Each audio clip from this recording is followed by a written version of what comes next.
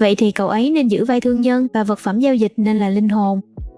Kiểu nhân vật như vậy đó. Thực ra nếu tôi làm nhân vật này, tôi muốn ưu tiên làm nổi bật sự bí ẩn của cậu ấy, đặc biệt là với những nhân vật mặc áo choàng.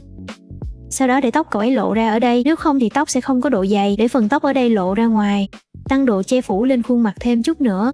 Như vậy sẽ tăng thêm vẻ bí ẩn. Sau đó chỉnh lại dáng ở phía dưới này. Cái túi nhỏ này cần làm cho nổi khối hơn. Đừng làm cái túi phẳng lì như vậy, phải làm nó trông dày dặn hơn một chút để các viên đá quý tỏa ra. Tiếp theo là chiếc đèn lồng ở đây. Bạn kéo ngược nó về phía này, vì nếu bạn để nó ở đây nó sẽ bị phẳng lì ngay. Nếu bạn kéo ngược lại như thế này, nó vẫn giữ ra. Tôi nghĩ chỗ này không nên đặt cái đó. Tôi nghĩ đặt một lư hương thì hợp hơn. Có lẽ là vậy, tôi thấy lư hương hợp với linh hồn hơn. Và làm cho lớp áo dày dặn hơn chút nữa. Với phương án đầu tiên, tôi nghĩ là dùng xích sắt để buộc lại, sau đó sâu thêm vài hạt chuỗi vào giữa, hoặc là thêm thắt vài món trang trí khác. Vì đây là một quyết định khá mạo hiểm, vậy tôi có thể thêm vài chi tiết giám sát vào. Về phần thân của nó, chắc là 3 ngón tay đang bám vào nhỉ.